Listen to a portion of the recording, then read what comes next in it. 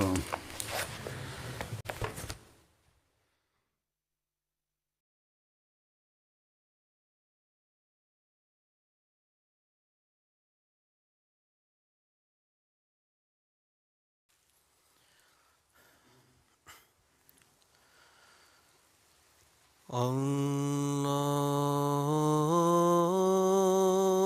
الله أكبر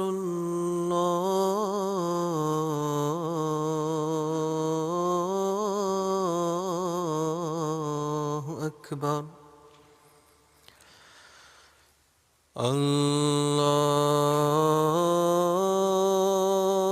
الله أكبر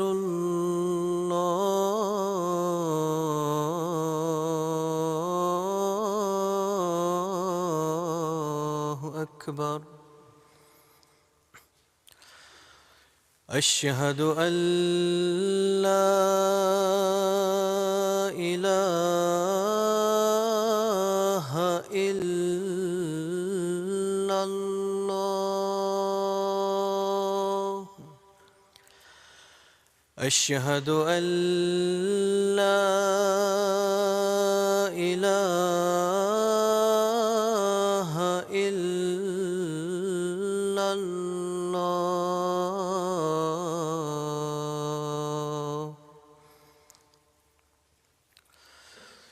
أشهد أن محمدًا رسول الله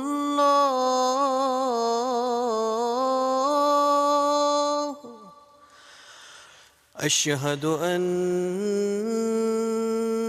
محمدًا رسول الله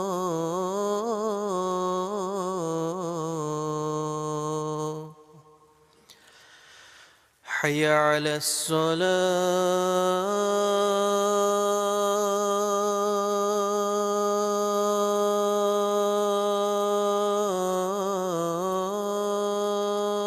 الصلاة حي على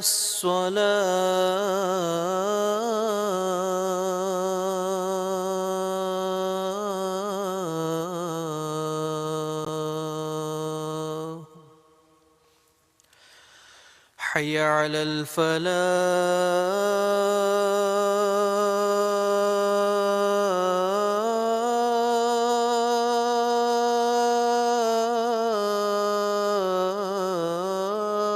الفلاح حي على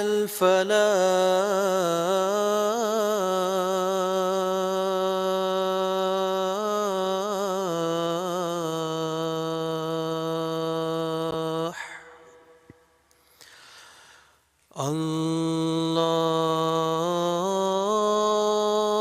الله أكبر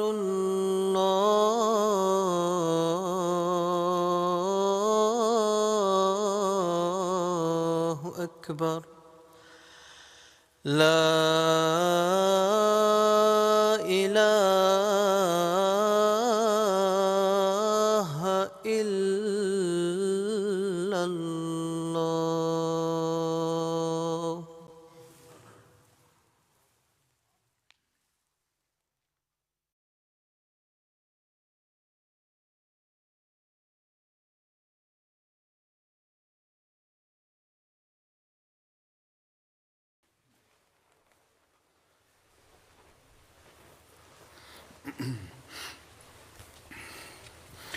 السلام عليكم ورحمة الله.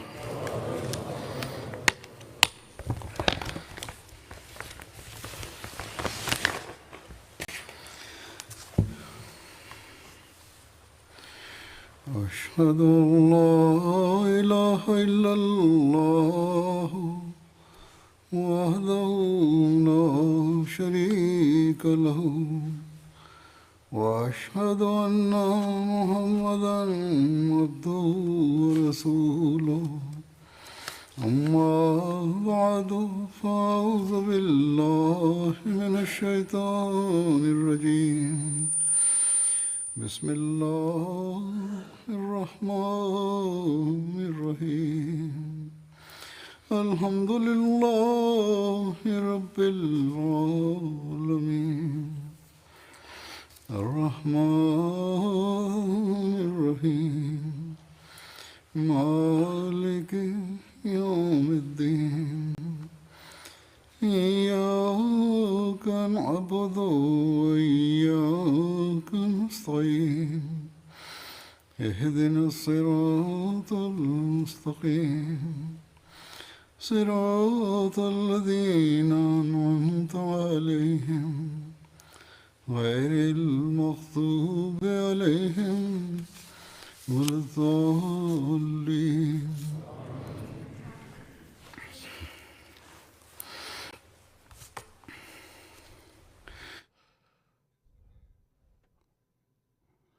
A'udhu billahi minash shaitanir rajim. Like every Ahmadi knows that the 20th of February is a very important date which we commemorate in remembrance of the prophecy of the promised son. And in several communities of Jamaat, we hold functions. And of course, this year, after 3 days, this will be the date of the 20th. And I felt that today in this sermon, I should say something in relation to that prophecy.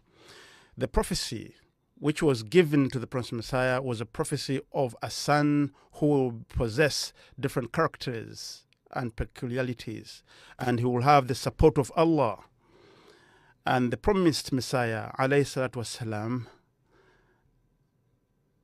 explained this prophecy, and he said, the first prophecy which was given from Allah, which is from Ilham Allah Ta'ala, which is from the merciful, the gracious, who's got power over everything, who is the mighty. He has addressed me, vouchsafed upon me through his words and said, I give you a prophecy in accordance to your entreaties and your prayers which you made. I heard your prayers and your cries, and I've accepted your prayer. And your journey, which was to Khosharp and Odiana, I've blessed that journey for you. So you are given a sign of mercy and blessing.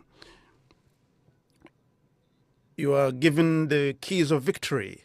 O Muzaffar, peace be upon you. God said this, so that those who are seeking life should be freed from death, and those who are deeply buried in the graves should come out, and so that the supremacy of Islam and the word of God should be proven, and so that everybody knows, and the truth comes with all its truthfulness, and the lies and the falsehood disappears, and so that people know that I do what I wish, and so that they know that I am with you. And for those who don't believe in God and do not believe in his religion and his book, and don't believe in his prophet Muhammad Mustafa sallallahu alaihi wasallam, and they refute and reject all these, they should be given a sign, and so that the way of the crooked and the disbelievers is clear. So be informed that you'll be given a pure son, an intelligent son. That son will be from your blood, from your progeny, from your bloodline. A beautiful young son comes to you as a guest. His name is Emmanuel and Bashir. He's been given these two names, and he's been given a pure soul, and is free from sins. Blessed is that who comes from the heaven. With him will be a blessing, a special blessing, and he will be someone who will be very popular and wealthy. He will come to the world. He will appear, and out of his divine power will cleanse many of their spiritual illness. He is a sign of God, and because it is the will of God which sent him, he will be extremely intelligent and meek and kind-hearted, and he will be filled with external, spiritual, and secular knowledge. And it's a blessed it is a blessed Doshamber. It's a blessed Monday, and he said, I didn't understand these words.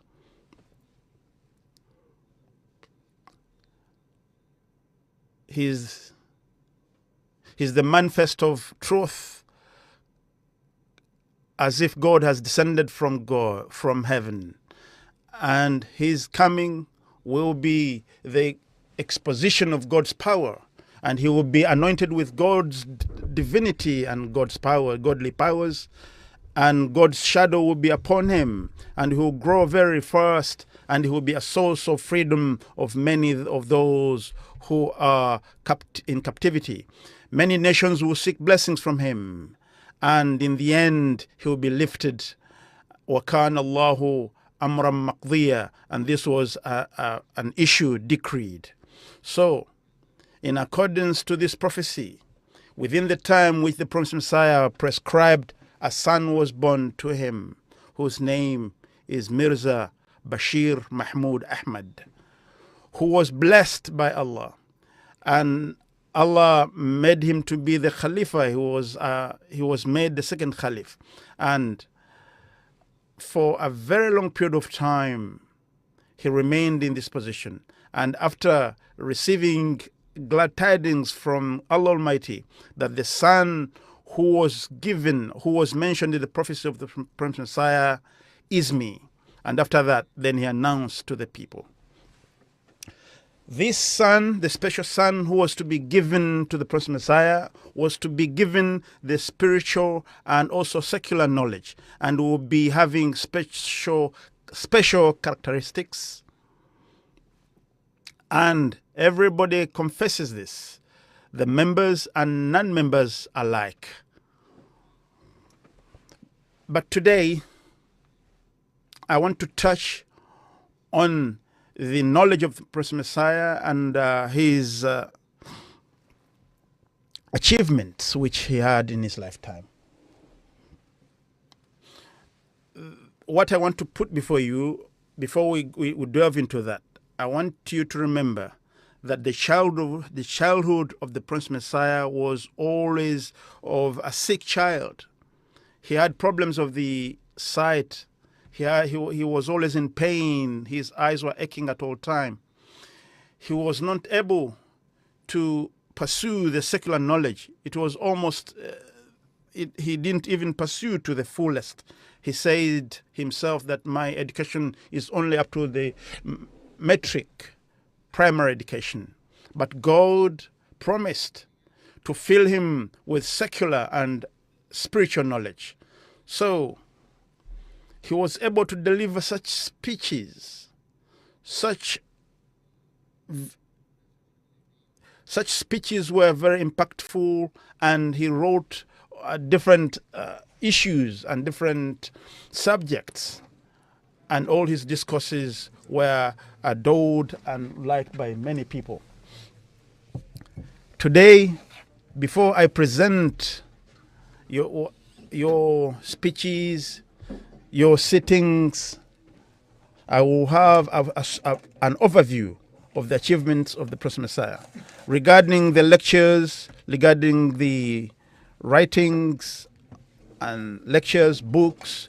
Of course, many of them, they are now ready for publication, and most is been produced in Anwarul Ulum. In total, there will be 38 volumes. And the pages will be over 3,500. And when we combine the commentary, the brief commentary, and also the full commentary, there are also 808 deliveries, sermons, which he delivered. There are 51 Eid khutbahs, 42 Eid al-Adha, which has also been given. There are also the recitation and his nikah ceremony which he conducted, which is over 400 pages. There's also another volume which has been produced, and it exceeds over 1,500 pages. There is also a lot which is been collected, but if we put everything together, it exceeds over 75,000. And Al-Hakam has also given us some of the speeches, and some has been produced in Anwar room, and some has been left out. And what has been left has been produced.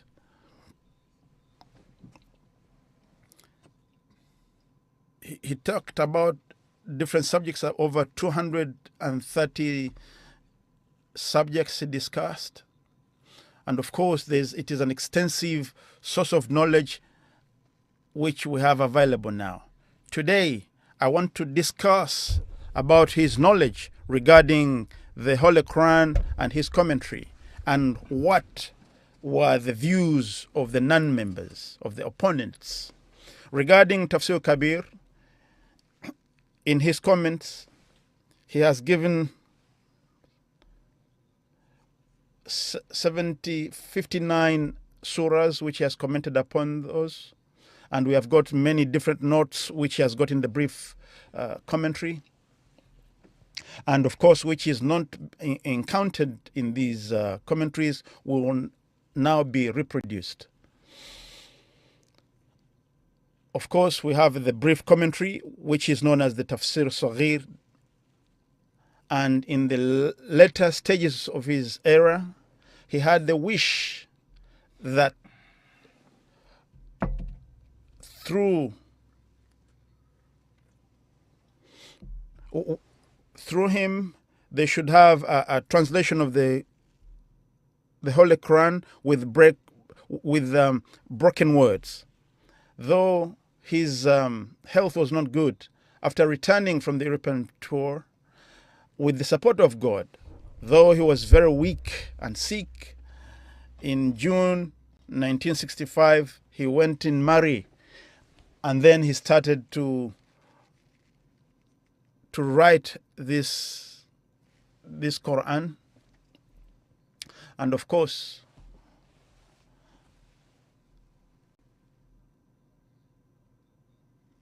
there's a place called Khalkara where he was doing this work, and then this was reviewed, and then it was reviewed. There was also a third edition. There was proofreading which was done, and in 15th of November it was produced. And regarding the short commentary, the Massima said that all the commentaries have been done, all the translation which have been done, no emphasis have been put on the translation like I have done with this Quran, because the idiomatic usage of the language has been considered in my brief commentary, and God gave him the ability to discharge all these duties. And imagine a person who was sick right from childhood. He was able to do and perform such duties which even a strong, healthy man could not do. He said in his own words that what Allah has made me able to do, to perform, I can't imagine that another person can be given the same ability, because this is God's work, and he uses whoever he uses, and he does whatever he wishes. And since the translation of the Holy Quran from Al-Hamd to An-Nas, I have translated everything, and I have given commentaries on different verses. There's different subjects in the brief commentary which you won't even find in the comprehensive commentary. There's also a 5-volume commentary in English, and there is also an introduction to the study of the Holy Quran written by the second Caliph himself. And he has written about the need of the Holy Quran, about the health and the life of the Holy Prophet Sallallahu Alaihi Wasallam. And in a different angle, he has touched on this subject. And in this introduction of the Holy Quran, he wrote and said that at the end of this brief introduction, I want to thank Sher Ali Sahib that in spite of his ill health, he has helped me to translate the Holy Quran, and also Malik Farid Sahib, Khan Bahadur Sahib, Marhum, and Mirza Bashir Ahmad Sahib. They all deserve our thanks and appreciation. They have been able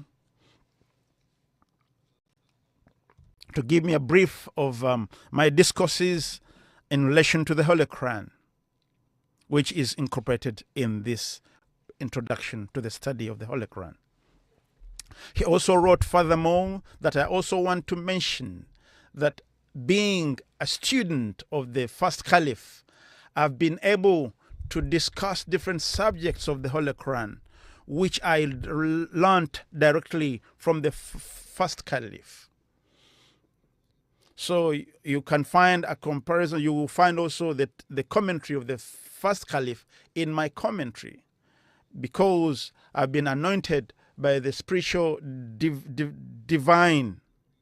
It is important to tell you that I've mentioned and I've touched on what is necessary, and it will be a source of healing for those who are spiritually dead.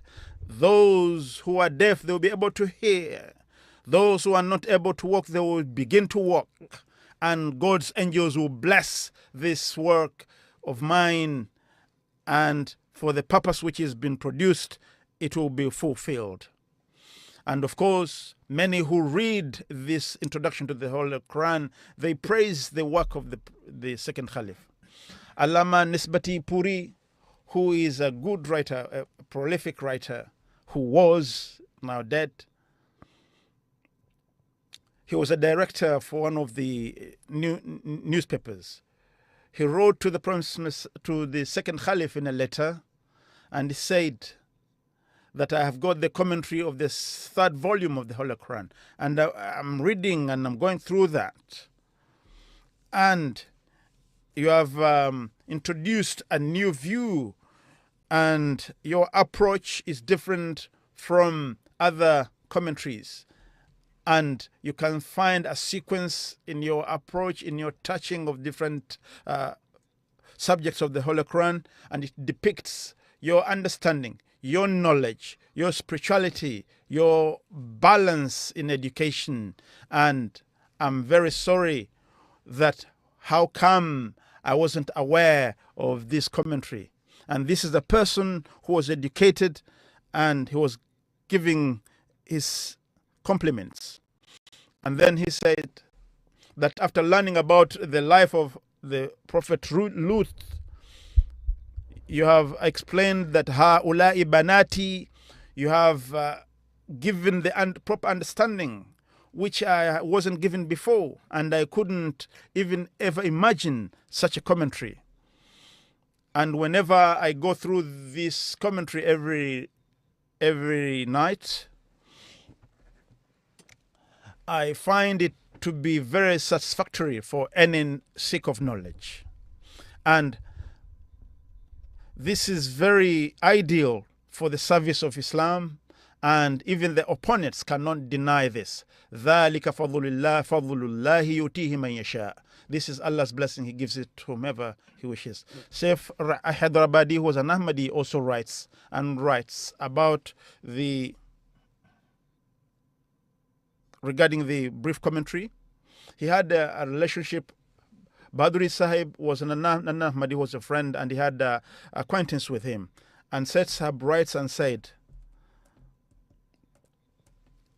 that always he would quote the tafsir Saghir and Kabir, and then he would say that I've benefited a lot from the commentary of the second Caliph. And Janab Akhtar Renwi, who is an MA and was a lecturer in Patna University.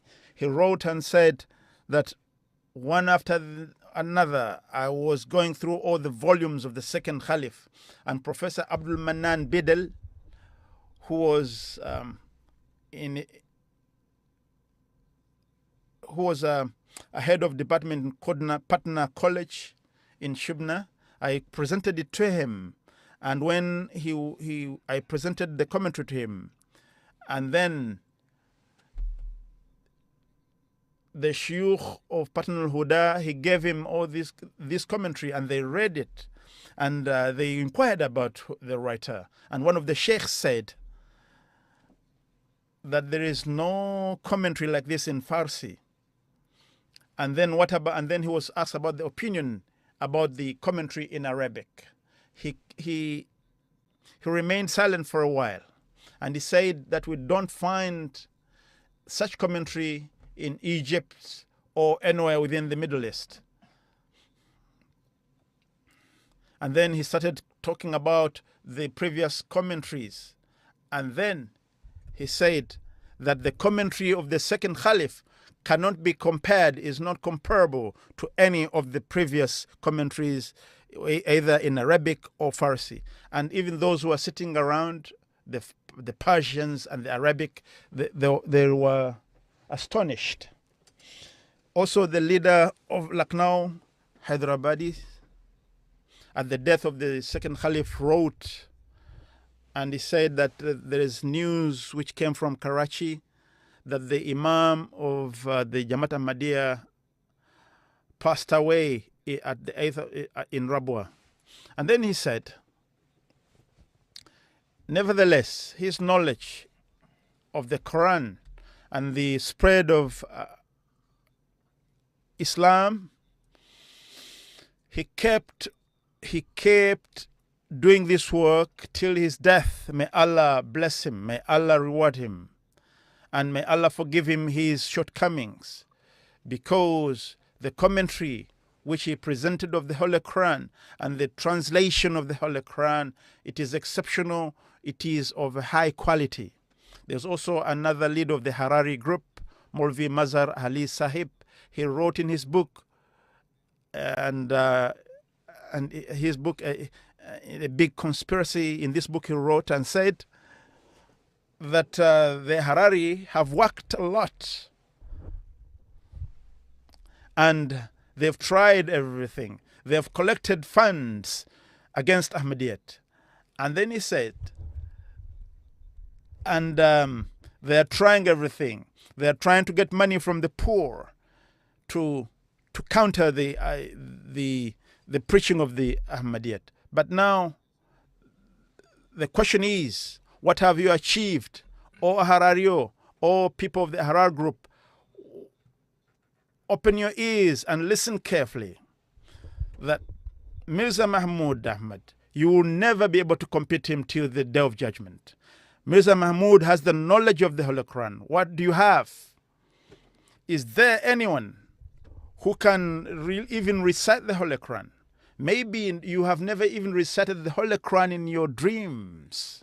Mirza Mahmud's, you cannot counter the work of Muslim Maud, because he has some people who are ready to sacrifice their lives. And who do you have apart from abuses? Muslim Maud, he has preachers who are working across the globe, and they're raising the flag of Islam everywhere in the world. And I would say that if you are to oppose Muslim Maud, first learn the Holy Quran, learn Arabic, and open schools, then come and oppose him. But why do you keep on abusing the Ahmadis? Is this the preaching of Islam? There's also another newspaper which was Amruz, which was used to be printed in Lahore, commenting on the brief commentary of the second Caliph. He said that this is a source of knowledge for the seekers of spiritual understanding. And this covers a balanced understanding of the secular and spiritual knowledge. And this is a teaching, this is a commentary which will bring people on the true path. And the Holy Quran itself is a way of life. It covers every aspect of life. There isn't any aspect of life. There isn't any stage where we cannot seek help from the Holy Quran. But unfortunately, you have to be able to understand the teaching.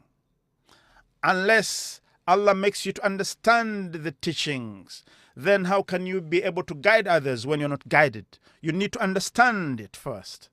You must understand what was written, and you must understand what you're writing. So ever since the commentary started, ever since the revelation of the Holy Quran, the writing and the commenting on the Holy Quran is continuous. And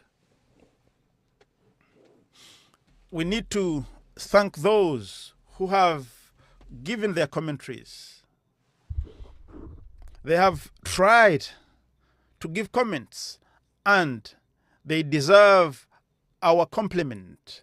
But there has been a trend where the meaning has changed and the approach has changed. But alhamdulillah, though as the commentary extends as it goes ahead, it will be revised and we'll have better commentaries. Now, what I want to talk about is the commentary of Bashiruddin Mahmud Ahmad, the head of the Ahmadiyya Muslim community, with the translation of the Arabic text. He has given also notes and a brief commentary on the difficult verses and areas. And also it was another news, which was Kandil Haftar, which was a weekly journal. And in 1966, it is written that when we complement the commentary of the brief commentary of the pronouncement of the second Caliph, and he says the translation and the commentary of the second Caliph, it is very easy to understand. The translation, it is such a subtle knowledge which can be understood by anyone. And he has considered the previous commentaries of the predecessors, and he has given his view in comparison of the previous commentaries. And publishing his commentary, it is a great service to Islam. And then the ulama say that they have banned this commentary and they cannot even keep it in their libraries. But look at their predecessors. They say that this is something which deserves our compliment and which is a source of guidance. May Allah give them knowledge to understand. May Allah open eyes of our opponents today. Now, even the commentary of the Holy Quran has impressed many of the Western elite. For example, one of the Western elites writes and says that this new commentary and translation of the Holy Quran is a great service. Of course, that was by then, it was only a volume which had reached the West. And he said that the leader of the head of the Ahmadiyya Muslim community, a lot is being done under the auspices of the second Caliph, Mirza Mahmud Ahmad. And he's trying to publish a translation of the Holy Quran with short commentaries whereby the closest understanding of the Arabic text is kept in mind. There's also another introduction to the study of the Holy Quran which has been written by the second Caliph, and he has gone in detail mentioning what has been covered in that introduction. And he said, for those who are researchers, this is a source, and this is a source of interest for those who are researching. And of course, this commentary has been written basing on the previous commentaries and in comparison to the usage of language. But not only that, also the criticism which comes from the Orientalist has been kept in mind. So if we only go with the translation, it is not only the translation, but also the commentary is given where necessary. And also there's also rejection to many of the opponents, and it helps even the non-Muslims to begin to understand the teaching of the Holy Quran. And whatever has been covered has been written with great sincerity. And whoever has written this, it is very clear that he is somebody who was spiritual and anointed by God Almighty. There's also Dr. Charles X. Braden, who was the head of the historical department in one of the universities in Houston in the United States. He wrote that this is a wonderful book. It has been well organized, well printed, and in the Islamic literature, this is a great addition which we need as lecturers. And one of the news of An-Nasr, which is a Christian newspaper, it wrote that there was knowledge of understanding the history of the Muslims,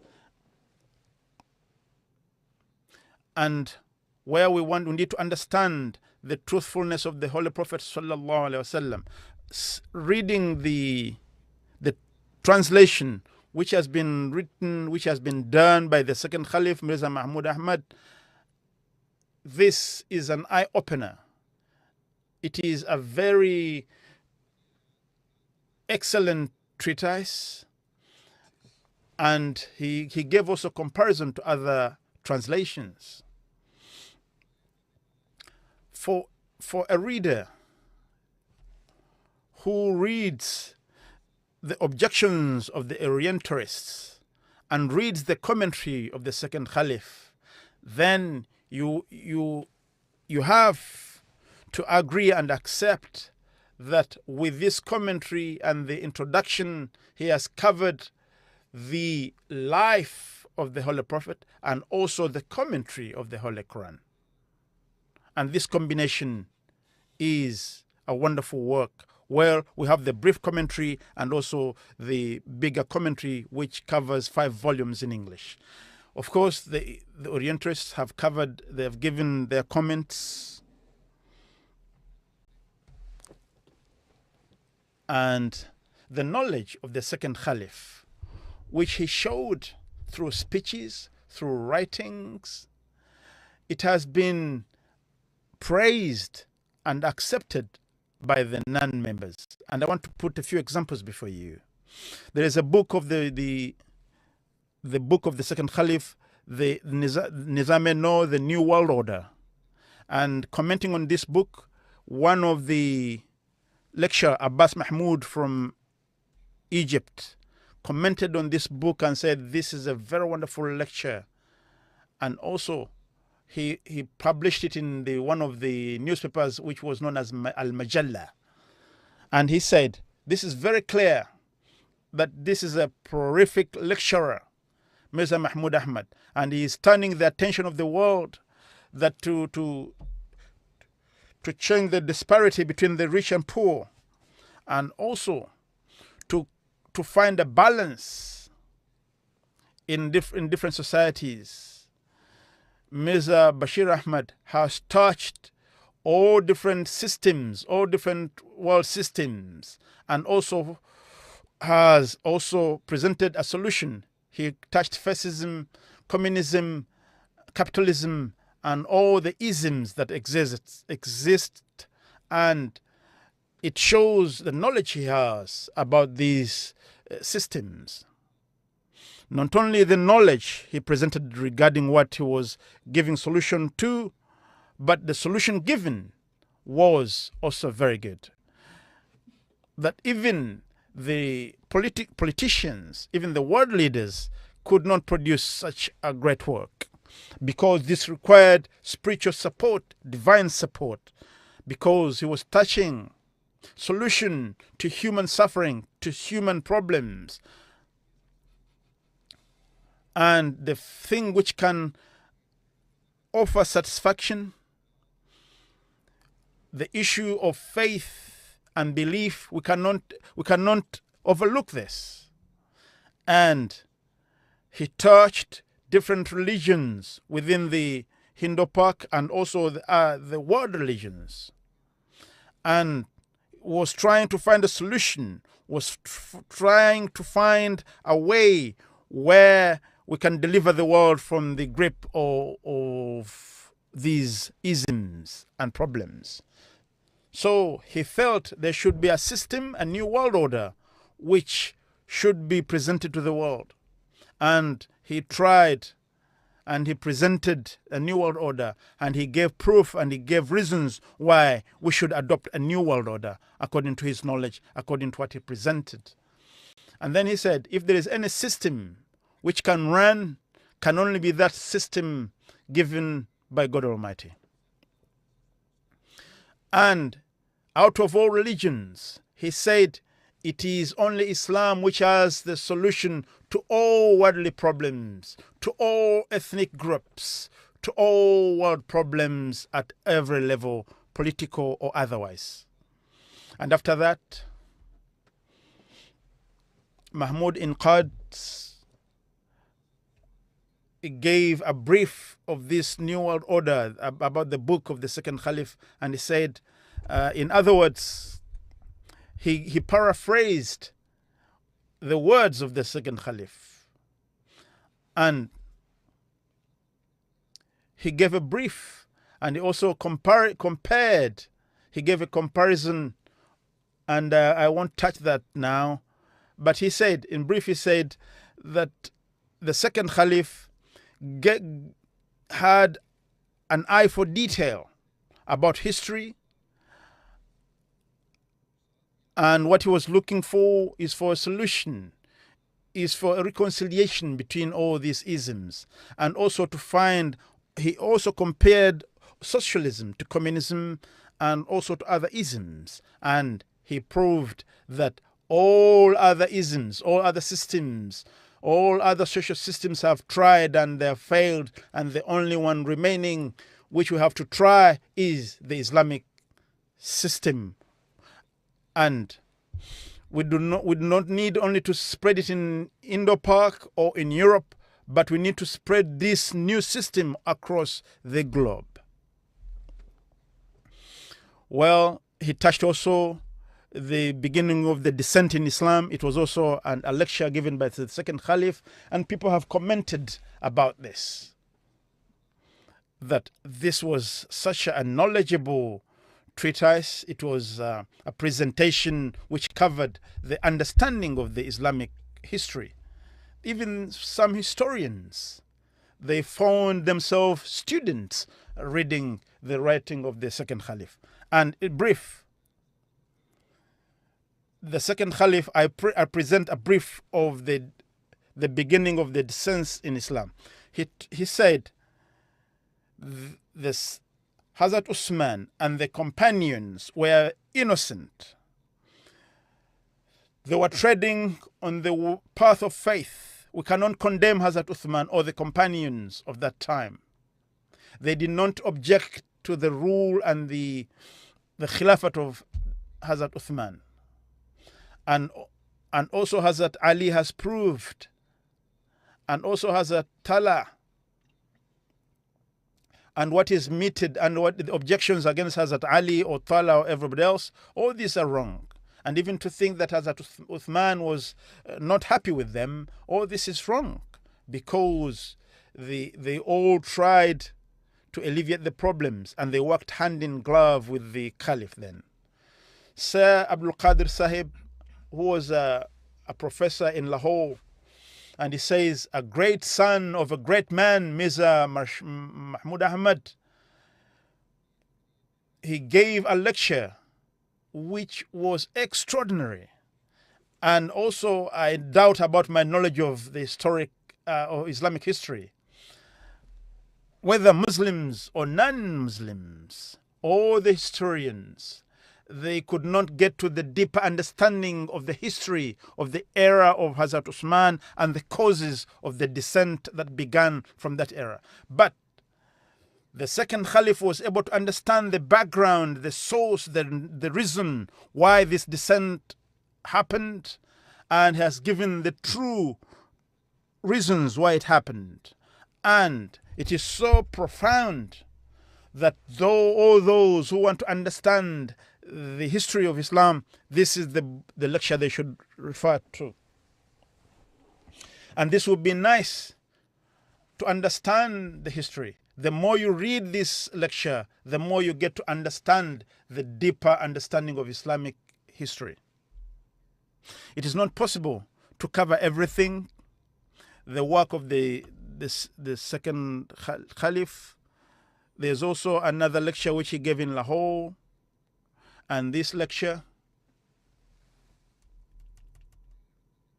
was about 2.5 hours lecture which he gave. And he was addressing, his target group was the Ahmadi members and the non-Ahmadi members. And in that lecture hall, there were Ahmadis and non-Ahmadis and non-Muslims alike. But the majority was one of those who was the elite group, the professors of the Lahore University, and all the lawyers, the lecturers, they were listening attentively, and they remained seated until the end. This Muslim Maud explaining the Islamic financial system. The second Caliph has given a proper balance of the Islamic economics. That what the economy which is presented by Islam to the world, there's a lot of freedom to the individuals and also some freedom to the governments. And this balance between the individuals and the government, it is the proper Islamic financial system and how to run the world economies. And Islam has got the power to run the economy in the right way. And it gives the chance to the individuals to grow financially. And it doesn't give a chance to a certain group to kill others with their money. So it is required for a government to keep a balance, to keep an eye, to have due diligence on the economics of the country. And Islam has safeguarded different systems, especially the economic system, though freedom has been given for people to grow in business, to grow in economy, and has given the chance to vie one another, to compete, but it discourages monopoly. And it also discourages to abuse others, to be cruel, to use the financial muscle power to abuse others, to exploit others. And also, he touched the communism and also discussed in depth about the Bible and also touched about the prophecies and the miracles of the Messiah and Jesus alayhi salatu wasalam. And people have admired the lecture of the second Caliph, and people remained seated for the 2.5 hours as if they were having birds sitting on their heads. And one of the professors listening to this lecture wept, and many of the students, they became convinced about the Islamic social system. And one of the economic system department, who was those students, they requested that the translation should be given in English in that university. Because most of the professors were English, they wanted the translation in English. And of course, this was very good for the progress of the Indo-Pakistan then. And also it was representing the true view of the Islamic view regarding economics and Islamic social system. Ramchand Machanda Sahib, who was an advocate in the High Court, also commented on this lecture. And then he said that after this lecture, after such an excellent lecture, the writer writes that after this, Lara Ramchandar, who was the chairman of that session, he says, I find myself very fortunate that I had an opportunity to listen to this lecture, and I'm happy that Ahmadiyya is progressing, and it is an exceptional progress which is making steadily. In this lecture, there are so many new angles which the Imam and the leader of Ahmadiyya has touched. I have benefited a lot from this. And I'm sure many people have also benefited like me. And I'm very happy that in this lecture hall, it is not only Muslims, but there are also non-Muslims sitting with us. I thought, but I was wrong to think that Islam in its commandments only give commandments to Muslims alone or only Muslims. But those commandments are universal. But I've only learned this, that Islam gives equality, gives equity to Muslims and non-Muslims alike. And then why shouldn't we respect Islam? I've had the lecture for 2.5 hours. If any English person or any English speaking could understand this, then they would understand how much India has made progress.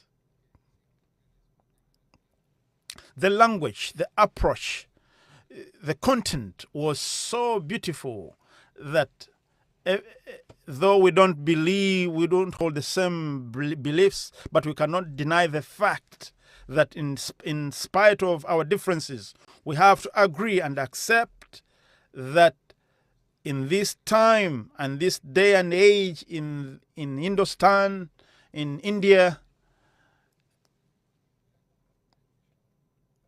the opening of understanding the socio-Islamic system, nobody has touched this subject before.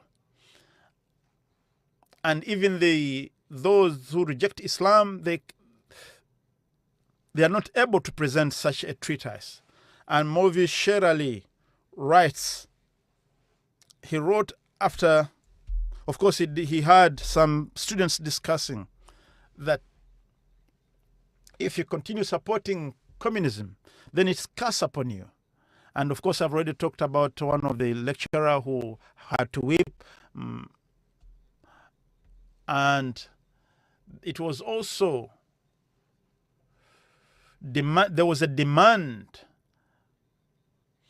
that because the second Caliph was not able to cover all the subjects and they were so interested, there was a demand from the students and the lecturers that they should invite the second Caliph to furthermore to discuss, or to give him further more time to discuss this.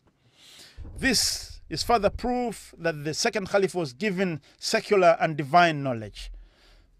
Secular and spiritual knowledge was given to the second Caliph.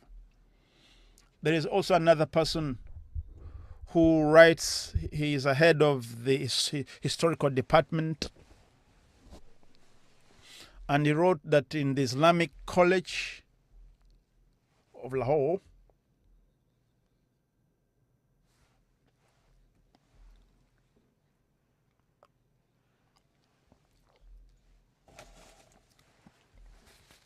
he was writing about the lecture which was given about Islam and communism.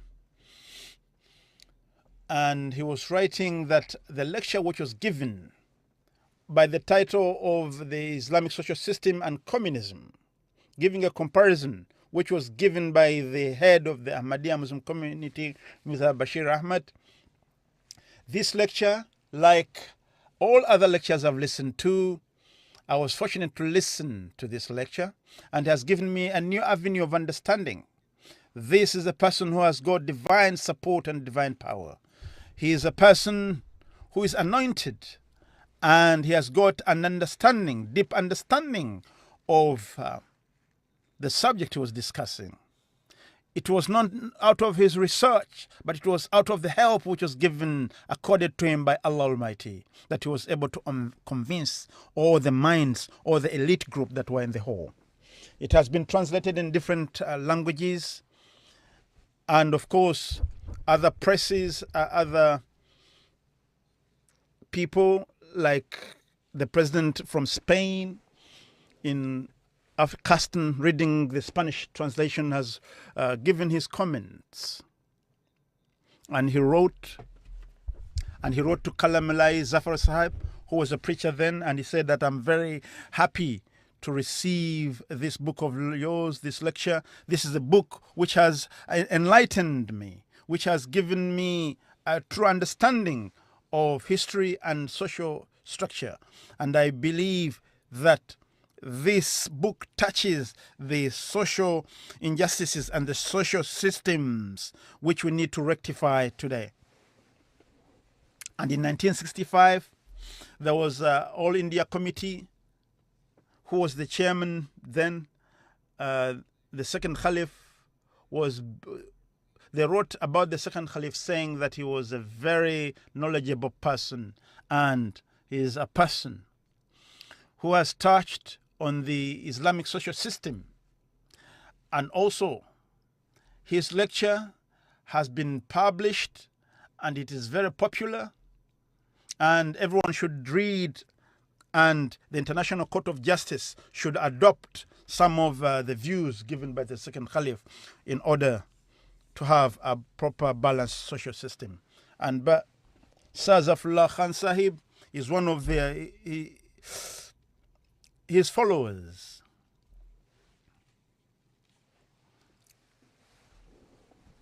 And it is very unique to find a person who was full of secular and spiritual knowledge.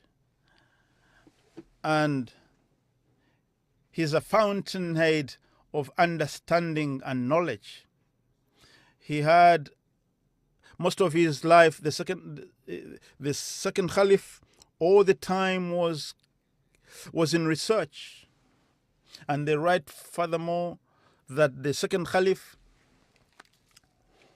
was the chairman of the All India Committee, and his interest was, of course, was the first chairman, and his objective was the freedom and the independence of Kashmir. We cannot forget that. There's also the Wembley Conference, which we know, and the subject which was discussed in the Wembley Conference. What was the compliments? The chairman, in his compliments at the end, he said that he's an Englishman who gave his comments, and he said that the lecture, I would like to thank on behalf of everybody who listened to this, that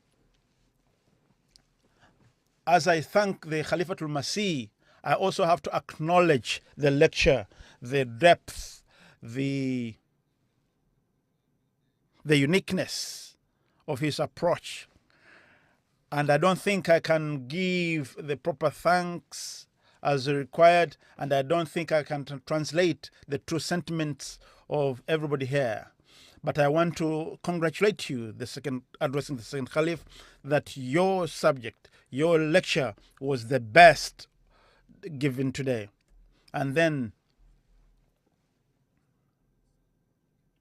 one of them wrote, and this, I've worked in India for 30 years, and I worked as a missionary in India. But after listening to this lecture, he was addressing the second Caliph, saying that the lecture which you presented today, though I've worked for a long period of time, I've never heard of such a lecture before. in terms of content, in terms of proof presented, in terms of facts within this lecture. I haven't come across this before. Of course, we have such comments about his lecturers, about his writings. I've presented a few here, like I've already said before. I want to also to give an Arabic commentator. When the second Caliph came to Europe, he also passed through the Arab countries, Lebanon, Syria, and they also wrote about him.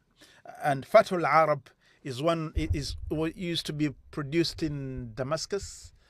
And one of the issues they wrote and said that this is a youth man who is in his mid-40s. He's energetic and he looks very intelligent. And when you look at him, you find him to be an intelligent man. He wears a turban at all times. He's very smart. And when you stand before him, you find yourself standing before a great person, whereby you understand that I'm standing before a great man.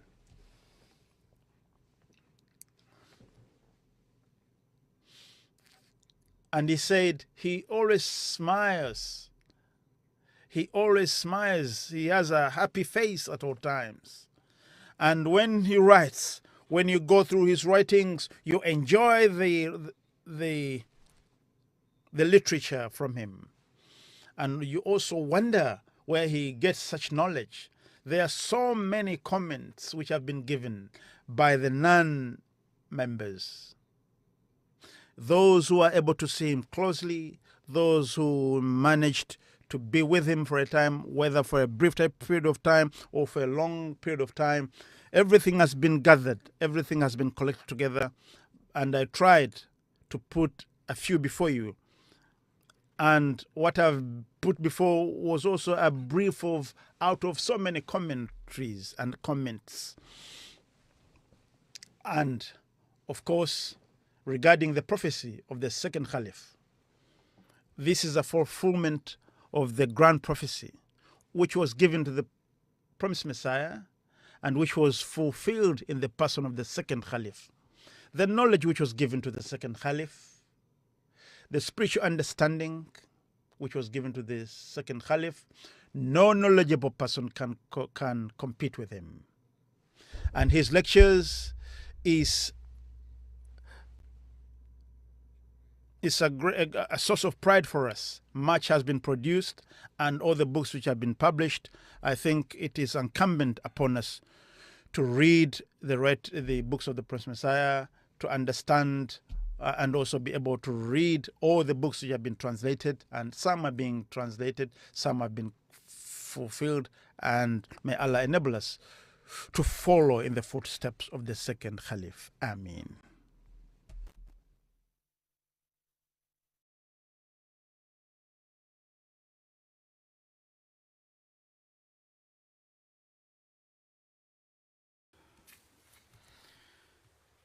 الحمد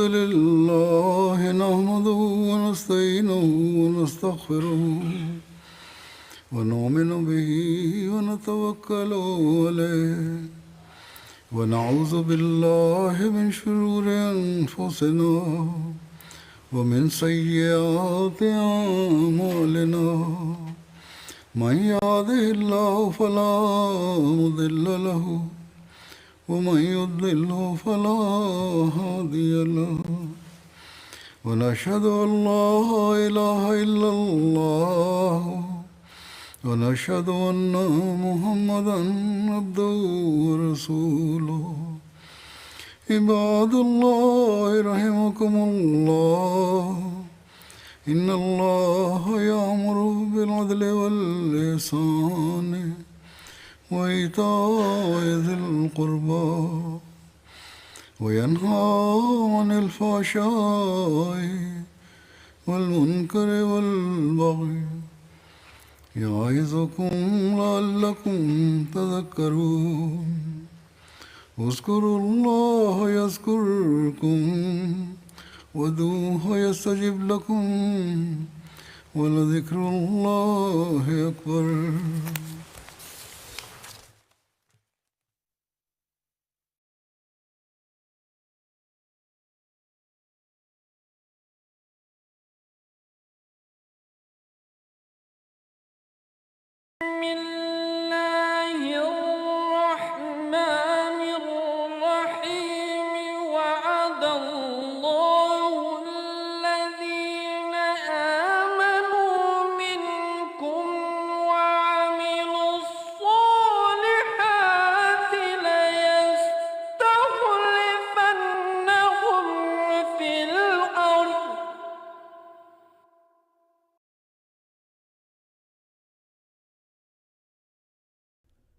Coming up next, we present a series discussing various topics related to marriage.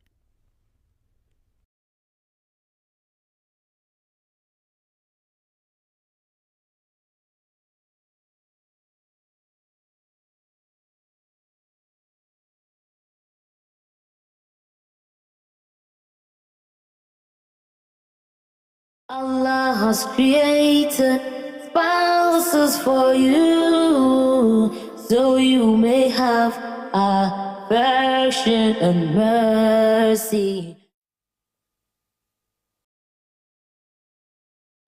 Assalamu alaikum and welcome once again to your favorite program on MTA, Marriage Discourse. This is where we dissect issues relating to marriage, and this is where you, our cherished viewers, pick up salient points to spice up your marriages. For those who are unmarried, this puts you in the right perspective and prepares you for the journey ahead. On this episode, we shall be looking at the effects of social media on our marriages. Watching television with the family, surfing the internet, playing online games, and spending time on your smartphones. These activities have become quite routine in the 21st century in our lives. But do these activities have any real impact on our lives? Are our marriages being affected? And also, how can we ourselves from the ills of social media? With me to do this discussion is Mr. Hanif Bipwa, who is the Naib Sadr of the Ahmadiyya Muslim Male Youth Wing. Next to him is the president of the Ahmadiyya Muslim Male Youth Wing, Mr. Nasser Ahmed Bonsu. And then last but not least, on my far right, it's Mavi Bashiruddin Mahmoud Ahmed. And we have our cherished cherished guest, from Majlis Qudam al-Ahmadiyya. Gentlemen, you are welcome. Thank you. Now, to begin with, let's go to Mr. Hanif Bipwa. Briefly tell us what your understanding of social media is and what impact it has on our marriages. A'udhu billahi minash shaitanir rajim. Bismillahir rahmanir rahim. I'm grateful for the opportunity given me and indeed the important question that has been asked. The phenomenon of social media has arisen in the 20th century, the latter part, into this 21st century. And there is no widely accepted definition because it's been changing. But generally, social media can be described as these websites, applications, and all manner of platforms, media platforms, through which we are able to create various contents in the form of pictures, writings, voice, audios, videos, and also sharing those contents to the rest of the world. So if you put it in context, examples of social media will include emails, Facebook, WhatsApp, televisions, radios, and all these other media platforms. In the most recent times, and with the onset or the onslaught of high levels of technology, we are even able to do interactions about television shows so that you find out that the audience at home are able to participate in what is happening live on television, either because the television show is also being aired on Facebook live or on YouTube live. So the interaction has become very heightened.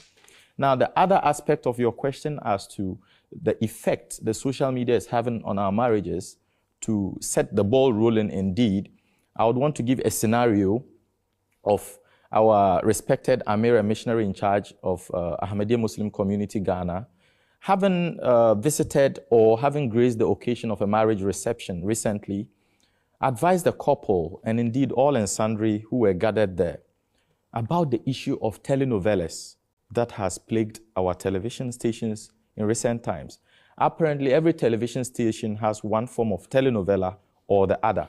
The issue he raised was that the youth, and indeed all manner of people of age, various age categories, have gotten hooked up with telenovelas to the extent that they seek to appreciate the telenovelas as if they are reality.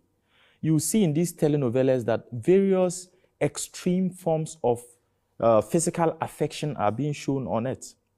Now, the youth appreciate these things as if they were practical. But the truth of the matter is that these telenovelas are done in various cultures that are not compatible with our own culture.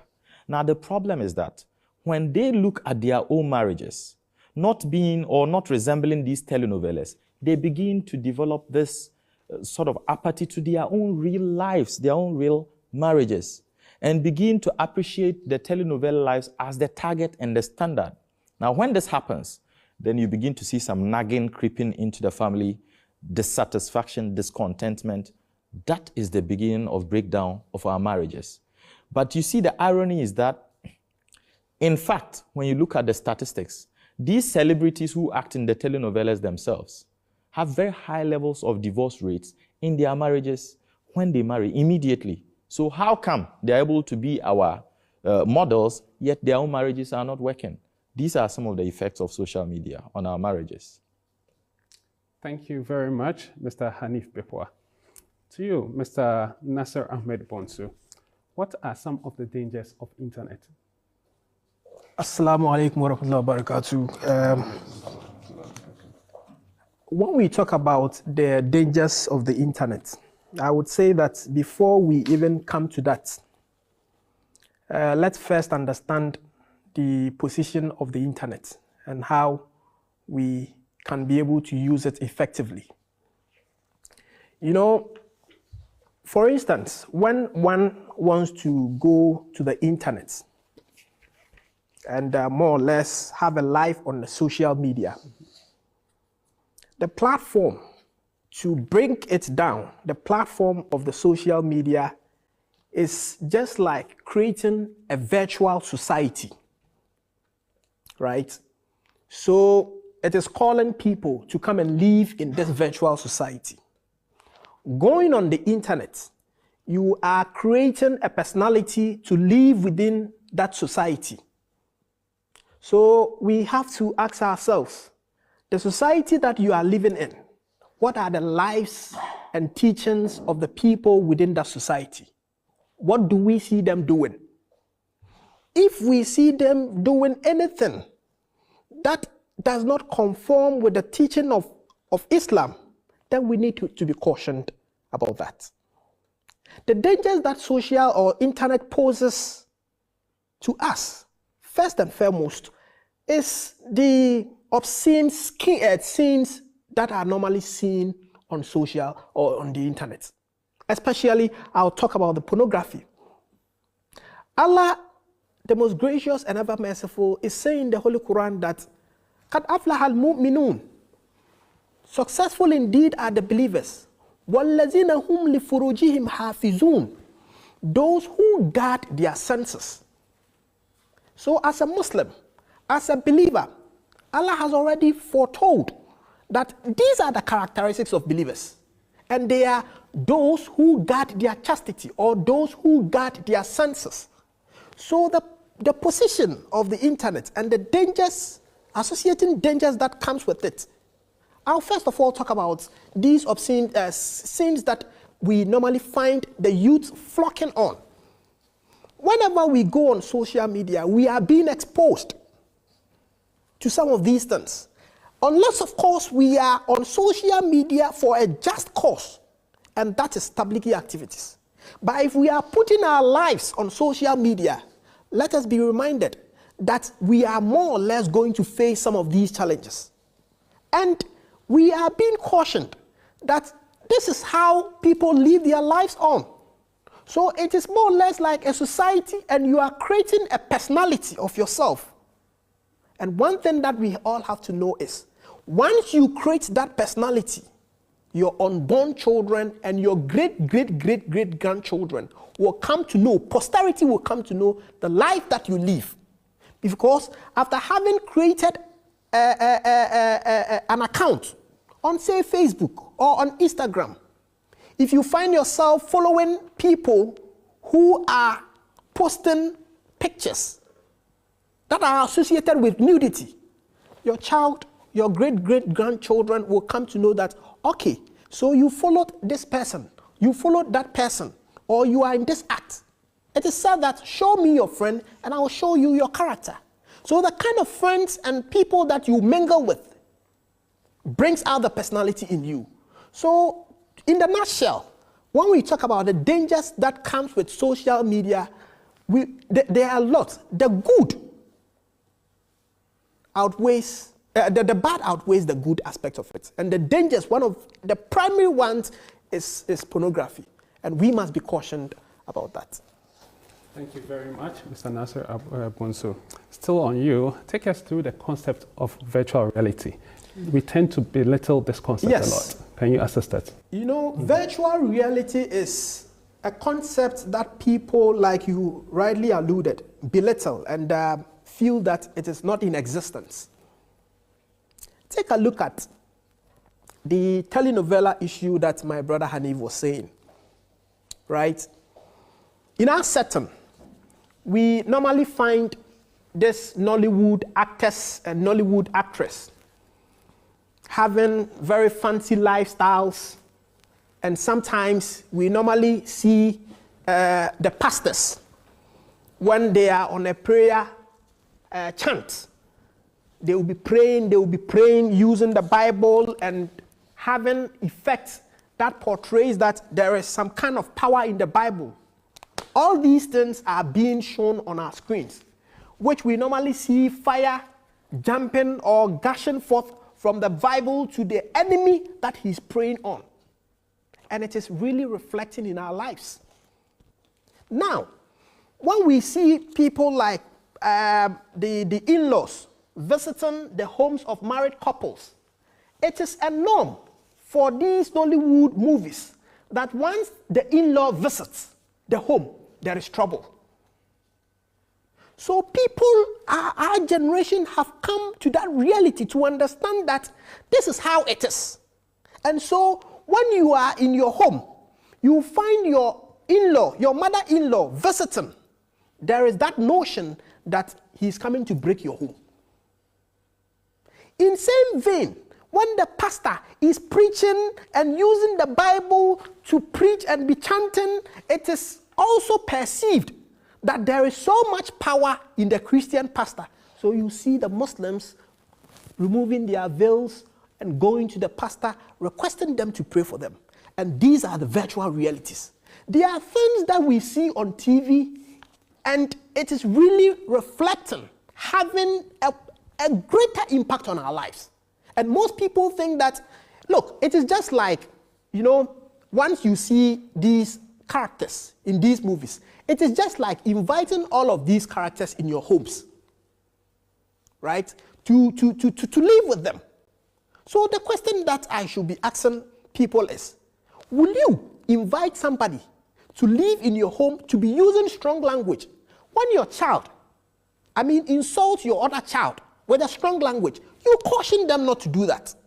So will you be inviting these characters, these stars, to come and live in your home? You will be showing these movies? Certainly no. So these are the virtual realities that people are belittling. So we need to be cautioned the kind of movies, the kind of social media platforms, and the kind of things that we put out there. It's indeed reflecting in our lives, and we need to be cautioned about that. Thank you very much, Mr. Nasser Ahmed Bonsu. Now to you, Maulvi Saab, Maulvi Bashuddin Mahmood Ahmed. Let's zero in on the concept of social expectations. أعوذ بالله من الشيطان الرجيم بسم الله الرحمن الرحيم We thank Allah Almighty for the day, and then Jazakumullah for the question. We all live in this life or in this world which we've termed it as the global village, because now, because of the access we have to the internet and then the social media, these Netflix and even the satellites, due to the satellites, now we are able to have the movies or the scenes of other countries, and we are beginning to accept their culture and tradition to be our own. Because the more we watch those traditions of other people, the more we become inclined to whatever they do. So the social media and then all these things that we are seeing, they are having an impact in our lives nowadays somehow, if you want them to have that impact on you. Now, looking at the way people even propose to their partners before marriage, we see nowadays on the social media where you would see someone at the mall, the person would kneel down, and then in front of the lady, many people gathered. You see people, obviously nowadays, you just see people with their phones. They want to capture the scene, and there will be noises at the background, how people are liking what they are doing. And the guy might end up being slapped because the lady is not interested. Some people, they take them to the beach and all those kind of things, just because we've been watching these scenes in the telenovelas or from watching the movies that are being produced from the States or from Europe. So these things are those kind of things that we, the youth, or we people nowadays here, we are trying to adopt these kind of lifestyles into our homes, which are having a negative impact on us. If everyone is to do such kind of a thing, some people even go to the extent of proposing in the market, just because he wants everyone or people to be there to know that he is proposing, and then have that feeling of others, oh, it is going on well, it will be nice. At the end of the day, some people will come and even say it will end in tears. These are the things that are not needed in our society, but because of those things we've been seeing on the social media or the movies being produced from Europe, we think that is the norm of the day. Now, we come into the marriage itself. There are companies now who are just set up to organize marriages, in the sense that this person wants to marry and he hires a very big hall with some kind of decoration where when you just enter, you feel that, yes, this marriage is a huge marriage. The concentration now is not on how the marriage is going to be, or the next step to be taken after the marriage is done. Now, the main motive or the main aim that people are getting into marriage is people liking how the place of marriage, the venue, how beautiful the place was. And because of this, it is bringing much pressure on the youth, because he saw his friend marrying, and the kind of even chair he was sitting on, or the couple or the guests were sitting on, the kind of buffet that was shared, the kind of guests that were invited, and the music or the musicians invited, he also feels that if he or she could get that sort of huge marriage, that would make her marriage or his marriage to be something people would talk about. And for that reason, now he's not having that money, he feels he's not ready to marry, because he wants, or mostly this pressure comes from the side of the ladies, because she wants her marriage to also be something huge, just because she saw one of her friends or a celebrity doing a certain kind of marriage, or in a movie she saw a scene of people getting married and that marriage was huge. And these things are having negative impact on the society, and it is putting much pressure, especially on the youth who are now ready to go into marriages, but because they feel it should be the norm that when you are getting married, the venue and then everything has to be something huge. So if he is not having the money to arrange for such a huge event like that, then he or she is not going in for the marriages. In the movies, mostly when people marry, you see them going for honeymoons, and then they would now live in a very big house. some people going into the marriage have that expectation that after we are married, we should like fly to Dubai for the honeymoon for like 2 weeks, visit all the deserts, and then be in the big cars roaming around. And when we come back, we have to have a mansion with gardens around that we have to live in, because that's what they have been seeing on the internet, that's what they have been seeing on the movies. But you have to know who the status of the person you are getting married to. If the person can afford, fine. Else, we the youth, we shouldn't be putting that pressure on ourselves that we have to meet this criteria, else we are not getting married. This is something, due to this pressure, is pulling most of the men from getting married, because the ladies are expecting that these things should be done when they are married. And the man, if he's not having that much wealth to do that, he also in turn be like he is no more interested, and it kills the spirit of marriage in our youth. And now with something of birthdays and others, you see during in the movies, when it's time, when the birthday of the lady, you see that a very big event, party or something like that is being organized, and that's what we feel it should be done. So the lady coming in to marry thinks that on my birthday, this thing should happen. On my birthday, there should be a party, there should be this big cake, my name written, and people called just to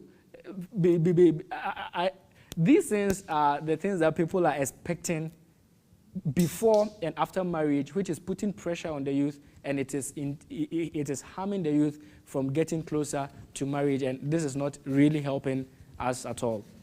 Thank you very much, Maulvi Bashiruddin. Big weddings putting a lot of pressure on our marital life. Thank you very much, our highly respected and knowledgeable panel. Now to our audience, this is the time for some questions. If you have any questions for our panelists, kindly go ahead and then ask your questions.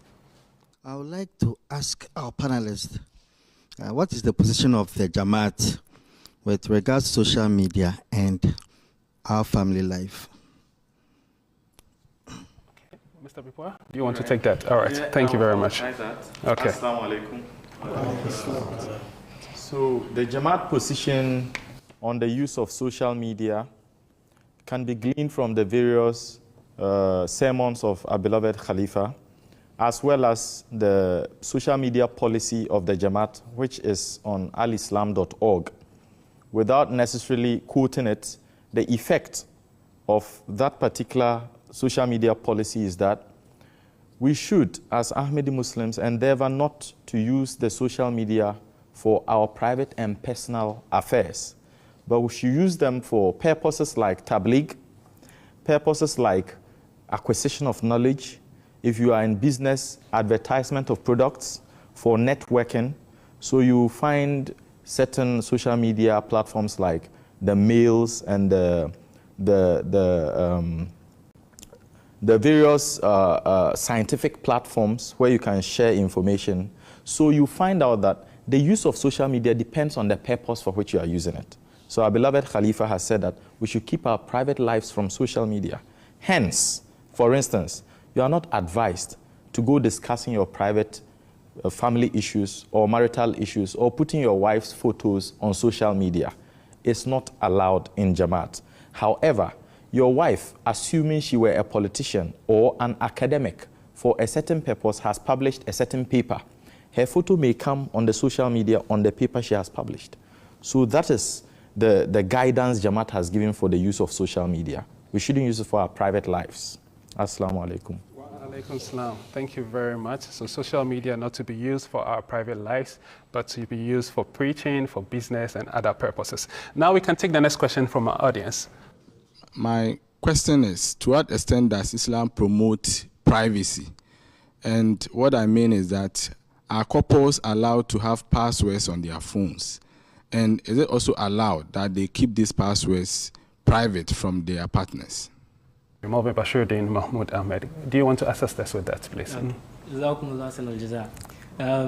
Regards to passwords on phones, we all know that marriage is an agreement between a man and a woman, so there should be consent from both sides. So you and then your partner, you have agreed to live your life together. So there are some issues that should be determined by the partners as to what extent they live their lives. So as to giving a clear-cut injunction that there shouldn't be password on phones or there should be password on phones, that is to be decided by the partners themselves. But when we get into the marriage, we all know that when you are having your partner and you keep things away from her or you keep things hidden from her, there would be most times where even doing something good to someone which she doesn't know or she having no knowledge of, she would feel there is something else behind the good things that you are doing to someone or a certain person because you've kept it hidden or you've kept everything hidden from her. So if we are to share our passwords with them, there is no harm in that, in this sense that she going through, perhaps there are some things that you would want her to do for you in your absence. So would it be always she coming back to you again and again asking for the password or something like that? Sharing passwords in marital life, I think, isn't something that we would say we are to talk against. But this is something in marriage to clear the doubt of your partner. It is better that you share that password of yours, whether it's phone or whatever machine that you are using. But as we all know, if there are some things work-related which you think they are much confidential and there shouldn't be a third party as consented on the paper which you have signed on, that there wouldn't be a third party, then you have to explain it to her that for certain things or for these kind of projects or agreement that I've had, due to these things, you are not allowed to have access to these things. Else, your phone or whatever machine that you are using, for you to clear out all doubts from your marital life, I think it's best that you and your partner, you have that consent. And I think that is best for marriage to have a firm source, because the marriage which is not having trust in it, I think the marriage has started breaking from the onset. Okay, thank you very much. Yes, please go ahead. This, to buttress the point that Maulvi Bashiruddin have raised. Correct. When we look at the life of the Holy Prophet Muhammad sallallahu alaihi wasallam, it is reported to have said that a time came that the Holy Prophet sallallahu alaihi wasallam was walking with one of his wives, and it so happened that the companions of the Holy Prophet were also standing by talking. And the Holy Prophet, it was at night, and the Holy Prophet sallallahu alaihi wasallam, knowing that this is the wife she's working with, and she's in paradise, and for the Holy Prophet, for him not to think that there may be shaitan coming in the minds of these companions to think otherwise, that maybe this could be, or they may be thinking, who could this be, right? So for the Holy Prophet to clear those doubts, that is possible for coming in the minds of these companions, the Holy Prophet approached the wife to the companions and said, this is my wife. And she unveiled her for the companions to see that this is truly her wife. So it is just an indication to buttress the point that is earlier raised, that Islam position is not explicit that we should not have codes or we should do it or we shouldn't do it. But at best, to be at peace with your partner, why are you hiding, or why have you locked it if there is something you are not hiding, right? So to be able to not for your partner to think otherwise and to let peace prevail at home, my position is, it is not bad to leave your phone without coding, but if there is something that is confidential, which is work-related, that has already been indicated to you, you signed the agreement, and it is stated in that agreement that this is a confidential document and must not be exposed to a third party. As a Muslim, you would have to ensure that you safeguard that. And that you can just relate to your wife. Tell your wife that this aspect, fine, the phone, you have the code. But this aspect, it's a confidential document which is work-related. So that is Islam's position on that. It's not explicit, but at best, once your wife or your partner knows it eases and softens, the way you interrelate and makes peace prevail at home. Thank you very much. Mr. Bipwa, is there anything else you want to add? Yes, under the risk of overflogging the matter, I just want to mention that generally Islam teaches covering of people's privacy. It's one of the beautiful names of Allah, Al-Sattar. He covers, okay? And so we should not try to assert the right to know the privacy of our partners. However, it should be a privilege our partners may make available to us. So as Mulvi said earlier, it can be a matter of premarital discussion, or even when you have married, you may discuss it. However, in recent times, it's really become a pertinent issue in some marriages that I have found out, and I have always advised that no one should assert the right to know the privacy of another person. However, like my Sadr said, it engenders transparency, trust, and a peace of mind if you could willingly avail some of this private stuff to your wife, so that peace of mind will prevail at home. Thank you so much. We'll take the last question from the audience and then move on to our panelists. Assalamu alaikum wa rahmatullahi wa alaikum salam. Can you introduce yourself, please? My name is Muzaffar Ahmed Adams. My question is concerning the social media. For instance, the telenovelas. It is impacting certain misconceptions in its viewers.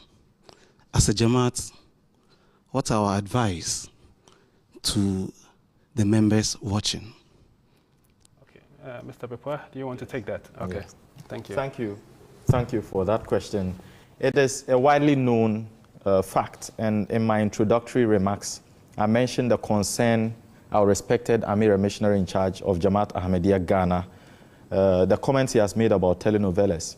Indeed, as a Jamaat, what we can do is to continue to abide by the advice of our beloved Khalifa, who has always insisted that MTA is adequate for all Muslim families, and for that matter, Ahmadi homes. He hasn't injuncted on us only MTA, but of course there are other channels that show us mild scenes that have no chances of corrupting children, and indeed even the couples. So telenovelas per se cannot be cancelled. However, we can advise against the use of telenovelas as means of entertainment, but to find other means of entertainment. So let's take the admonishments of our beloved Khalifa, of our Amir, and all of us, as we are doing on this program, that it's not the best to hook yourself up to telenovelas, but to find diverse ways of entertaining ourselves. Assalamu alaikum. So, Mulvi, to you, what can we do to safeguard ourselves from the ills of social media? From the points mentioned, we all can now say that social media is really impacting negatively on our lives. And Sir Saab mentioned a verse from the Holy Quran from Surah Al-Mu'minun, which tells us that Allah Almighty says that believers are those who shun those things that are lago, that are useless in a certain manner. So these vain things, like the question asked about telenovela, we all know that these telenovelas in Ghana here, I'm not sure we are having these kind of telenovelas acted on the traditions and culture of Ghana. Mostly the Philippines and then the other side of Europe, Latin America. So when they are having these kind of cultures very different from ours, and they introduce them to our culture, it becomes something useless for us because we have different traditions. So why should we be entertained, or why should we be entangled to those traditions to the extent that we want to adopt them and then use them as our own culture and our own tradition? So as a believer, we should admonish others as well and tell them that, see, these kind of telenovelas, they are not within our culture. So why don't we promote our own culture and leave these vain activities of others that they want to impose on us? if we as believers, we are to do that, and we are to limit ourselves to the extent in which we take in these telenovelas and then the movies we watch on the Netflixes and others, then yes, we would be on a certain level of acquiring that good stance and then straight path. Now, Allah Almighty tells us that Ya ayyuhalladhina amanu ku anfusakum wa ahlikum naran, that all you who believe, save yourself and then your family from fire. Now, people are engaging in all these things, social media, as Khalifatul Masih has been talking about it, that these are things that when you begin to go into, you wouldn't realize the time-wasting factor of it until in the deepest night, in the darkness of the night, you realize that, oh, it's now even past 1 a.m., but you are still on the internet.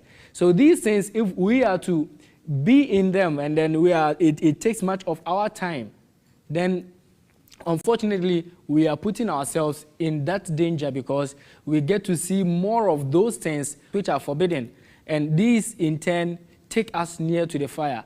So as believers, we have to save ourselves, save our friends by telling them that these things are having negative impact, which is driving us to the hellfire. Rather, we should protect ourselves from going deep into these things and then minimizing the level at which we watch these kind of things in our homes. I mean, the marital homes. You have to advise your family, you have to advise the wife and the children from getting deeper into these kind of telenovelas and then movies, which leads them astray. And also, alhamdulillah, we are having MTA. We are having moral topics being discussed, which we can benefit from. We are in such an age where we can't even watch MTA in the house because we feel our wife or our child will be annoyed because she wants to watch a telenovela of someone from Philippines. And these things, we are to protect our families from them. That is what Allah Almighty has told us. So for them to have that love for Khilafat and also build their spirituality, we are not saying always be watching MTA. If you do that, it's good. But you have to limit the standard of what you watch on your telly and then what you use your mobile phones for, and then the kind of places or sites that you and then your family you visit. I think if we are to do these things, we are to implement these things, we are to set a boundary for our children and then the family in general as to what to watch and then when to watch what's on the telly. I think we would go a long way of bringing spirituality amongst our family, and we wouldn't be going astray. Certain boundaries will bring spirituality among our families. Now, Mr. Hanif Bipwa, what is the role of MTA in salvaging the situation at hand? Indeed, I see MTA as a miracle. MTA is actually the result of a prophecy of Allah to the Prophet ﷺ, that through this he shall get his message to all corners of the earth. I did mention earlier that the social media has various benefits, and because of these benefits we cannot shun social media entirely. We ought to interface with it, but advisedly. For instance, entertainment, much as in excess is not good, it doesn't make us serious people in life. It is necessary at certain times to relax us and distress. Sometimes after a long day of work, you ought to entertain yourself. But at the risk of absorbing certain bad material and content, we should stay away from the excessive entanglement with telenovelas and other programs that only bring about fun for nothing. So one instance is that I have just found out, and indeed I have heard in recent times it's gone so high, that a lot of the content on social media, particularly on television, and even cartoons that are made for our children, they've begun infusing content about funny sexual orientations, including those LGBT ideas, so that even in cartoons, you find same-sex marriages happening in cartoons. So we ought to consciously introduce ourselves and our children to various social media, and that is where MTA comes in. MTA is one-stop shop because it has a diverse variety of content. Indeed, what we are doing here is one of the contents, one out of the lots of contents MTA provides for us at home. So if we can hook up our families to MTA, we'll absorb clean, neat, and positive content that has a tendency of increasing us spiritually and also morally in our society. Finally, I would state that personally, I do watch a lot of news and some of the Ghanaian channels that are news, and there's a lot of entertainment in them too. But to conclude, one thing that MTA is doing is that through the sermons of our beloved Khalifa, he has advised us to entertain ourselves more with interpersonal contact with families and friends and other Ahmadis who are likely to influence us physically, but to reduce screen time so that our entertainment will be more realistic than virtual. So this is what I can say about the role MTA is playing in our lives to make sure it guides us. Assalamu alaikum. Wa alaikum salam. Thank you so much, Mr. Hanif Bepwa. Yes, he said a lot, and then it includes stuff like betting, gambling, and all other stuff that is not in conformity with our religion, Islam. So thank you so much. Now to our audience, we need to take some questions from you. If anyone wants to, yes, please go ahead. Kindly introduce yourself. Assalamu alaikum wa rahmatullahi wa barakatuh. Wa alaikum salam wa rahmatullahi wa barakatuh. My name is Abdul Malik Asopia. My question is, how will you advise a partner who is very much addicted to the use of social media? Yes, Mr. Nasser Ahmed Bonsu, can you assist us with that? I think the advice will be based on how you relate with the partner and how you can perceive her response to be when you talk about some of these things. For instance, if you should happen to see your partner being a victim of what we are talking about, posting pictures and stuff like that on social media, you've talked about it, but she's been adamant. You know, sometimes it depends on how you go about it. Once she's your partner, you know her likes and you know how to approach issues, you know how to win her heart when you want to approach certain issues. It is a trait that we should all know or we should all learn as couples. You know, I'll bring a story in to throw more light to what I'm saying. It so happened that I have a loved one whom I talked to the person about certain things that I saw was not right. So I talked to the person about it, and the person was like, okay, and I told the person that it is something that our beloved Huzu have even spoken against it. So you should be cautioned in what you are doing. So when I talked to the person about it, I was dead to get to get a copy of that sermon. I managed to try to serve, but I unfortunately couldn't get it. So I happened to have a mulakat with our beloved Huzu, and wanted to be explicit about it, that this is what this partner is doing. And I've talked to the person about it several times, but the person is being adamant. I want to hear from you again, your state, your position about it. And our beloved Huzu told me again point blank that I should tell the person that it is certainly not right. So I went to the person and disclosed to the person that this is what is coming from our beloved Huzu. And there and then the person surrendered, right? So it's based on how you relate with a person. You know, sometimes, like we are having this, topic. After having, it could be that this may be the first time you are hearing this, right? That it is not right for women to be posting their pictures on social media. It could be that this may be the first time. And after having told your wife about it, your partner about it, oh, who said it? He wants to know the person who said it, or he wants to have the authority who is commanding that, right? This could be the position. If it so happened that that is her position, It could be that after having told her, if you can have a proof of the sermon, that particular sermon, you show that sermon to the person. And I believe that if the person is indeed a true Ahmadi, after having heard these instructions from our beloved Huzur, he must be able to surrender. Thank you very much, Mr. Nasser. Yes, who would like to take the next question? Yes, please go ahead. Assalamu alaikum wa rahmatullah. Wa alaikum assalam wa rahmatullah. We know we are now, the world in which we are is an IT world, and children are fond of going on social media. So I want to find out, as parents and couples, how do we guide our children such that they are not negatively influenced by social media? Okay. Mr. Hanif, do you want to? Thank you. Yes, thank you.